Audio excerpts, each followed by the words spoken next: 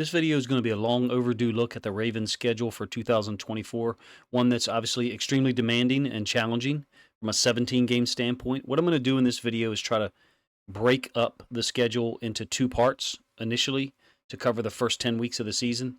I don't feel competent, nor am I interested in giving a record prediction, so I will not do that in this video. I will break up the schedule into chunks that I think us fans can look at to try to predict our final record at certain points of the season, markers, I guess, if you will, quarter points of the season. I did originally record a schedule reaction video about 3 or 4 days ago and decided not to publish it because it was extremely negative, and I still do not have positive thoughts, reactions, or emotions to the NFL schedule, the overall schedule, as it relates to player safety and common sense. Nonetheless, I'm going to give my thoughts on the Ravens schedule here, particularly the flow of the schedule. First of all, the Week 14 bye, immediately followed by 3 games in 10 days.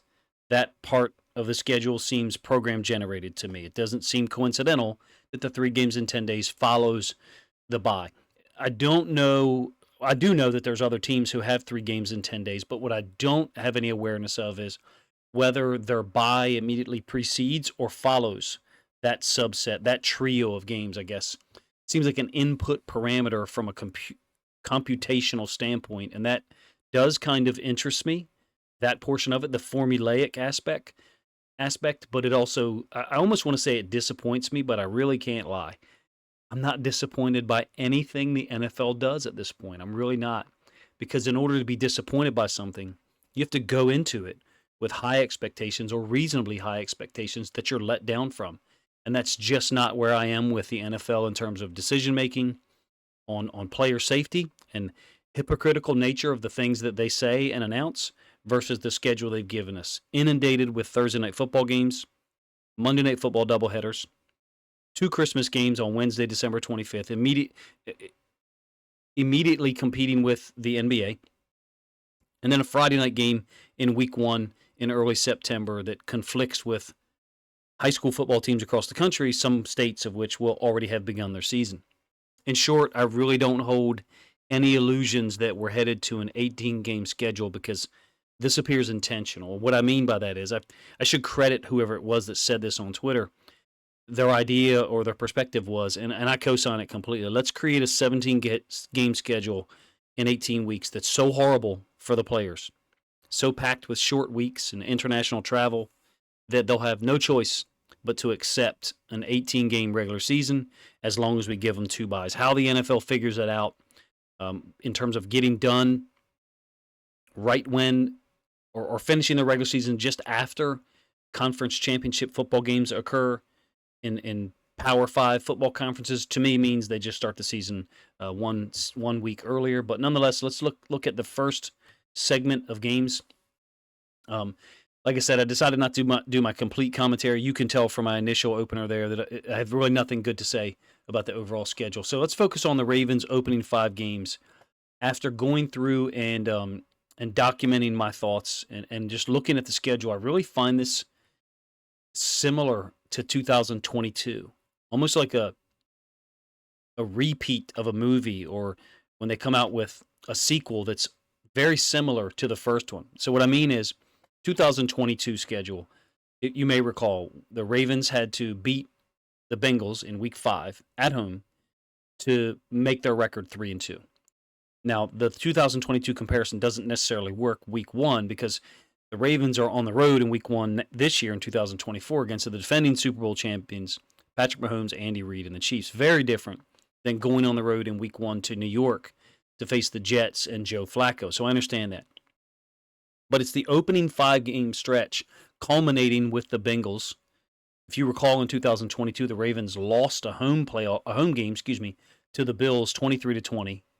Some interesting decisions, wherever you fall on that part of the number line for John Harbaugh's decision to go for it on 4th down, leading to an interception. We were 2-2 after that game, and then had to beat the Bengals in Week 5 at home to go to 3-2. Correct me if I'm wrong. Hopefully I don't have the records wrong there. I'm just going off from memory. It was a 4th quarter comeback by Lamar to get that win over the Bengals. The first of many games where Mike McDonald's defense not only held Joe Burrow and the Bengals to very little or no explosive plays, but they were also able to get off the field on third down and limit the run game. When you put those three things together, it's an extremely tough combination for Cincinnati to deal with in their 2 seasons against McDonald when he was the DC in Baltimore. And he won't be in 2024. We know Zach Orr stepping in. He'll be under a trial by fire. Week 1, Chiefs. Week 2, home game against the Raiders. Everybody's writing that down as a win. Week 3, back on the road at the Cowboys. It'll be a challenge to stop the run no matter who the running back is. And then also deal with and limit CeeDee Lamb. Week 4 against the Bills at home. They're transitioning away from Stephon Diggs and Gabe Davis. They drafted Keon Coleman. Week 5 at the Bengals on a Sunday afternoon. So there's some stark differences there between the 2022 schedule and this one that the way that I'm breaking it down. Mainly the quality of the Week 1 opponent. The Chiefs have a legit defense, and they've shown the ability to just plug and play in the defensive secondary. I am one of those people that thinks them losing L'Jarius Sneed may not hurt them as much as people think over the course of the year. From a Chiefs standpoint with their defensive secondary, it might be a good thing for us that we face them in Week 1, while they're still trying to adapt, adjust, and figure out what other guys can do in the place of L'Jarius Sneed. The quality of the quarterback play versus our defensive coordinator is off the charts. Somewhat similar to 2022. We faced Josh Allen and Joe Burrow in weeks 4 and 5 that year. We faced Tua at home in week 2 that year and lost that game, obviously. Fell apart in the fourth quarter. Very similar to 2024, if you ask me. It's entirely possible, and you will not like me saying this, it's entirely possible the Ravens are 2-2 going to Cincinnati in week 5. Do I think it's likely? No. I'd like to say I think we're 3-1. We have an incredibly talented offense. The roster overall, but the offense is more talented than the 2023 group that put up almost 28 points per game. Lamar, Flowers, Mark Andrews, who missed a significant portion for injury, Likely, Bateman, Justice Hill, Ricard, and Aguilar all played in the system for a year. They could get better. And we've added Derrick Henry, who is the most dangerous, experienced, high-level weapon on the team from a position player standpoint. If you ask me, we're built offensively to, yes, control the ball if the situation calls for it, but we're also built to match people score for score if we need to. I disagree totally with people who say we don't have enough weapons for Lamar Jackson to win a Super Bowl. We absolutely do. Those people are way off base, if we want to give them credit for just being way off base, at best. At worst, they're just setting up to make excuses for Lamar Jackson. That's it. We have an extremely talented and multiple offense that will present danger that teams are really going to struggle to deal with from a defensive standpoint. It'll be the best. Let's do it this way. It's to be the best offense that Derrick Henry has played on by far, from a talent perspective. The best quarterback that Derrick Henry has played with in Lamar, the 2024 version of Lamar, in his second year in Todd Monken's offense. This is the best running back that Lamar and Harbaugh have had together. It's not even close there. Let's look at the week 6 through 10 games. Can you realistically think the Ravens go 4-1 in that opening stretch? I do. I really do. I think it's entirely possible. 3-2 seems a strong possibility as well. That would be my sway point, 4-1 to 3-2. I'm not discounting this stretch of games, week 6 through 10. This is my second segment, or my second stretch of games that I want to focus on.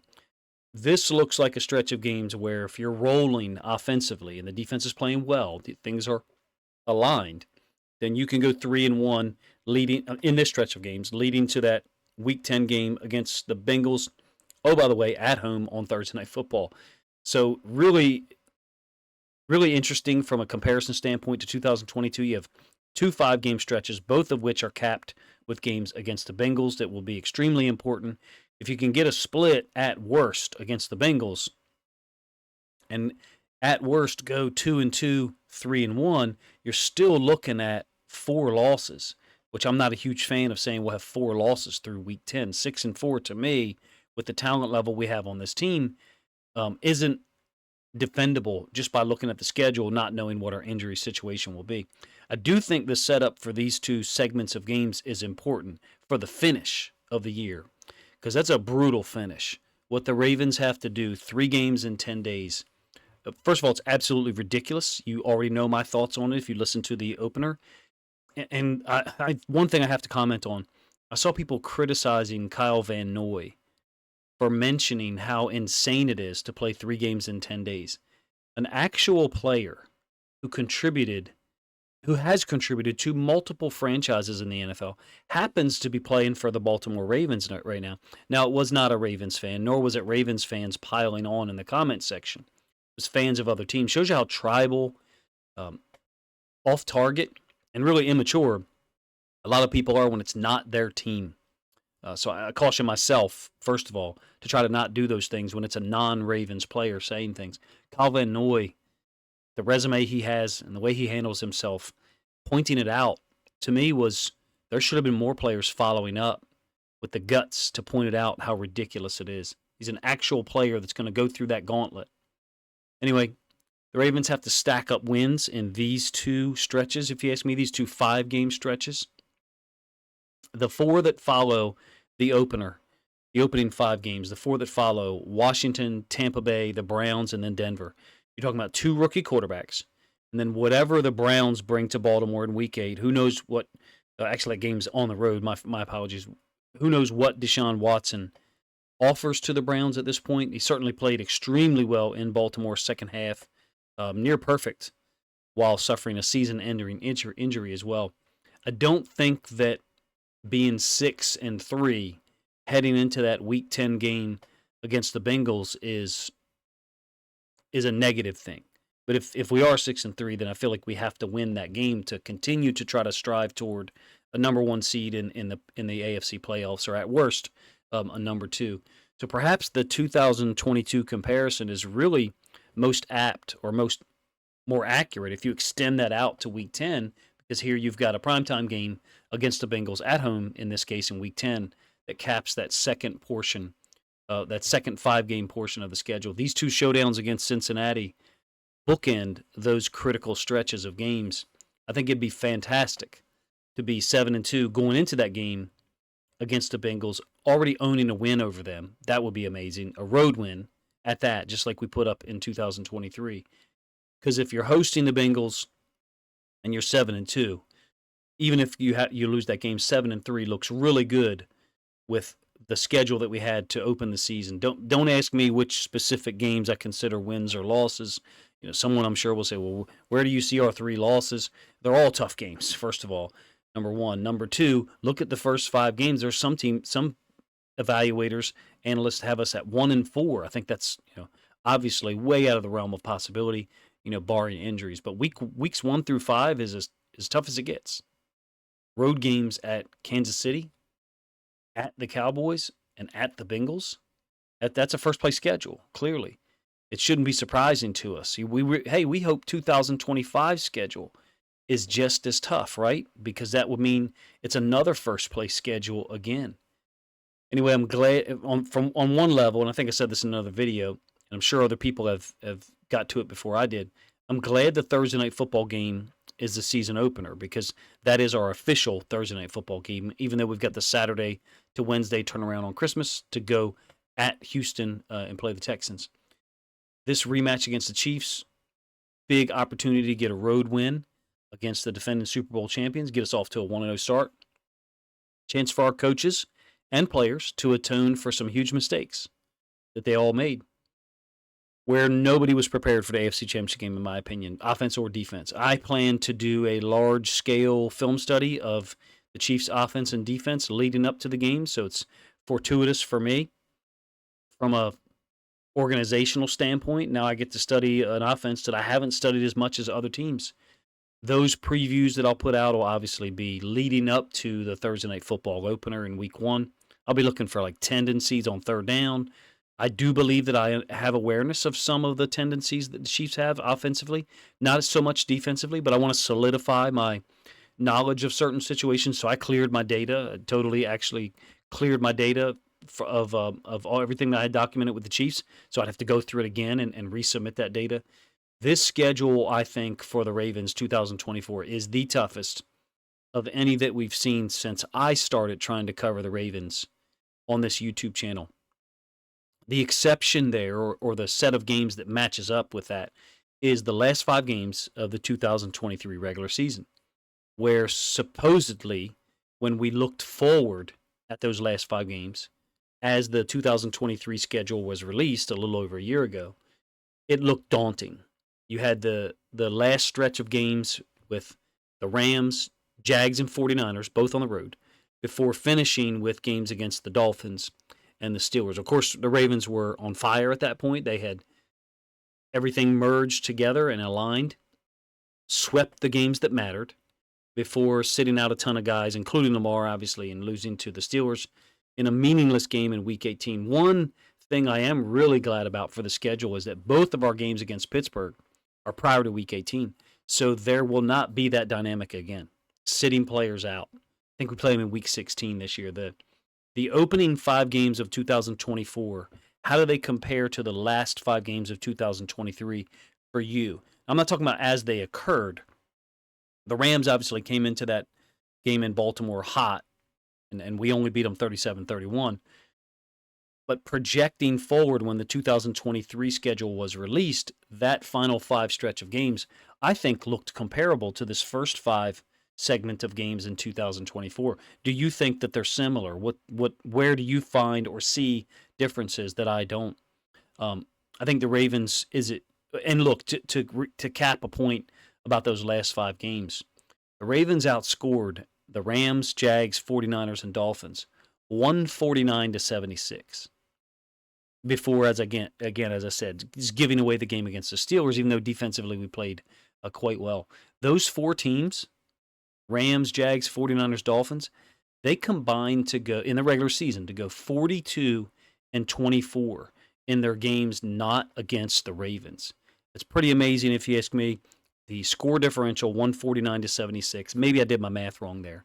And the record those 4 teams posted while also going 0-4 against the Ravens. Do you think Lamar and company can have that kind of run to open 2024? That'd be an incredible feat. It'd be amazing to see the team come out that sharp, given the nature of those 3 road games against the Chiefs, Cowboys, and then the Bengals. Would you accept 3-2 overall in that first 5-game stretch? I'm fine if you would not, if you would say that would be a disappointment. I think it's very possible. 4-1 sounds like the goal. 5-0 would be amazing. Don't get me wrong. 4-1 would be a spectacular start, given how difficult the NFL has made the back end of the schedule for Baltimore and other teams. There's other teams that have a tough schedule too. And so, we're not the only team with a complaint. But 4-1 would be great, given that the second 5-game stretch, I think, includes 3 very winnable games, perhaps a 4th, depending on the Browns and or the Bengals situation. But in this case, I think the first 5 games are an indicator. They're not just a gauntlet, but they're kind of a doorway to the Ravens controlling their own destiny to some extent as the season moves into the midseason from Week 6 to Week 10. You guys let me know what you think of the video. My own negative thoughts about the overall schedule, probably inflammatory for some people who do not hold the same level of intensity or opinion about the NFL, and that's fine. Let me know what you think of the video. If you think other Ravens fans would enjoy this lack of a film study here, clearly, but commentary and trying to break up the schedule in a way that allows us as fans to judge who we are a little sooner than Week 10, 12, 14, where at that point in 2023, when we got to Week 14 and 15, you could tell that the Ravens were absolute juggernaut. We didn't necessarily know that after 5 games last year, but we had some indicators. Appreciate you guys' time, man. If you think other Ravens fans would enjoy this video, please consider grabbing a link to it, sharing it out on social media to help this content get more reach.